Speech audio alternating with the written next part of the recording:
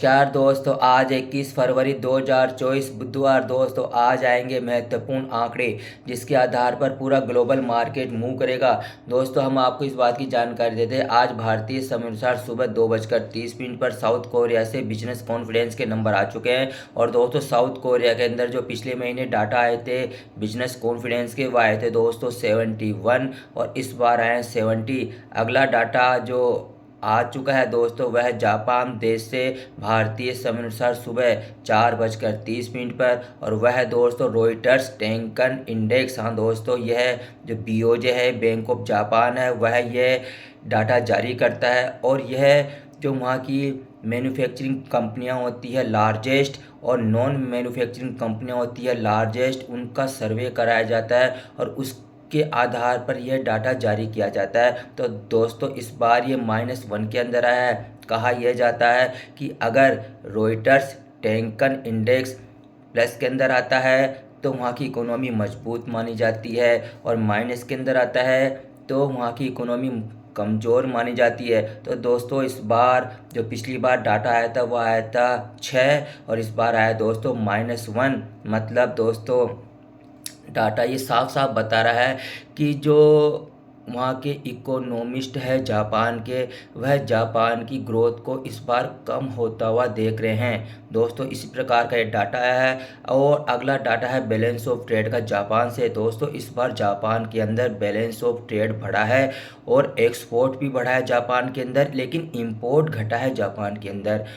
अब हम अगला डाटा आपको बताते हैं। दोस्तों अगला डाटा आएगा दोस्तों तुर्की देश से भारतीय समय अनुसार दोपहर 12:30 बजे। हाँ दोस्तों, आज जो तुर्की देश है वह अपने बिजनेस कॉन्फिडेंस के नंबर जारी करेगा। और दोस्तों तुर्की के अंदर इस बार बिजनेस कॉन्फिडेंस बढ़कर आ सकता है। हाँ दोस्तों, जो पिछली बार डाटा आया था तुर्की के अंदर वह आया था दोस्तों 80.4, और इस बार आ सकता है दोस्तों 80.6। मतलब 0.2 जो डाटा है वो ज़्यादा आ सकता है दोस्तों बिजनेस कॉन्फिडेंस का। दोस्तों अच्छा डाटा आ सकता है तुर्की के अंदर। और अगला डाटा आएगा दोस्तों भारतीय समय अनुसार दोस्तों इंडोनेशिया से 1 बजे। हाँ दोस्तों, दोपहर को 1 बजे वह आएगा दोस्तों इंटरेस्ट रेट डिसीजन का।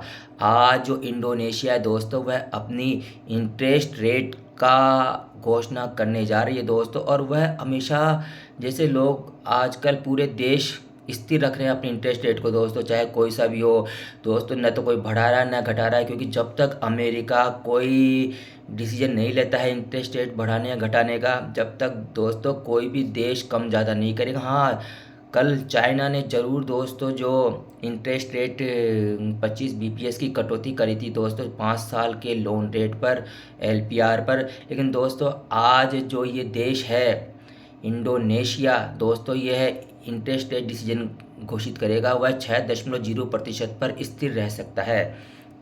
अगला डाटा आएगा दोस्तों साउथ अफ्रीका से डाटा आएगा दोस्तों महंगाई दर का।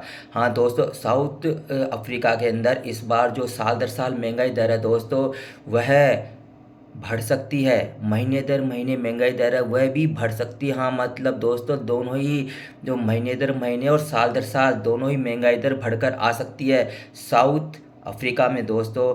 और अगला डाटा जो आएगा दोस्तों वह आएगा भारतीय समय अनुसार शाम को 4:30 बजे। वह आएगा दोस्तों यूके से।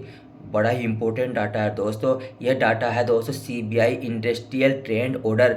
दोस्तों वहाँ की जो कंपनियां हैं उसके आधार पर ये डाटा तैयार किया जाता है कि वहाँ पर अभी ऑर्डर लेने का ट्रेंड क्या चल रहा है। यूके के अंदर बड़ी बड़ी जो कंपनियां हैं वो किस प्रकार के ऑर्डर ले रही, ज़्यादा ऑर्डर आ रहे हैं, कम ऑर्डर आ रहे हैं। तो दोस्तों यह जब डाटा आएगा जब पता चलेगा कि वहाँ की इकोनॉमिक ग्रोथ कैसी है। दोस्तों जो इस प्रकार का अनुमान लगाया जा रहा है, मतलब सर्वसम्मति से अनुमान लगाया जा रहा है, वो डाटा बढ़कर आ सकता है। पिछली बार आया था दोस्तों -30, और इस बार आ सकता है दोस्तों -27। तो मतलब यूके के अंदर इस बार जो ये सीबीआई इंडस्ट्रियल ट्रेंड ऑर्डर है वह बढ़ सकते हैं।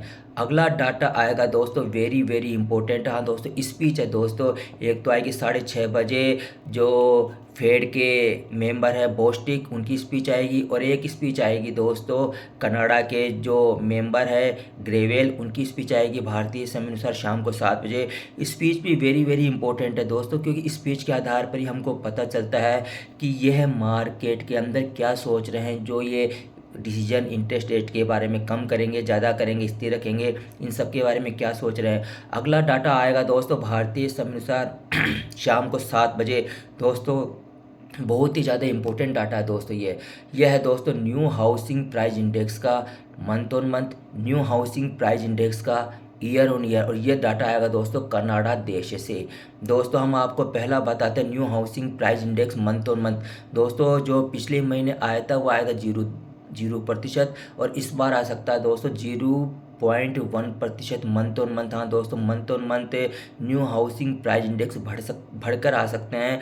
अब हम बात करते हैं साल दर साल। दोस्तों साल दर पिछले साल आया था 0.9%, और इस बार आ सकता है दोस्तों 0.7%। हाँ दोस्तों, ये भी बढ़कर आ सकता है। मतलब हाउसिंग के मामले में जो हाउसिंग सेक्टर है वहाँ का, वह बढ़कर आ सकता है। और अगला डाटा आएगा दोस्तों भारतीय समय अनुसार शाम को 8:30 बजे यूरोप से। हाँ दोस्तों, कंज्यूमर कॉन्फिडेंस का। दोस्तों वह भी इस बार बढ़कर आ सकता है। पिछली बार आया था -0.9%, और इस बार आ सकता है दोस्तों -0.7%। तो दोस्तों यह है संपूर्ण डाटा आज का ग्लोबल इकोनॉमी कैलेंडर का। नमस्कार दोस्तों।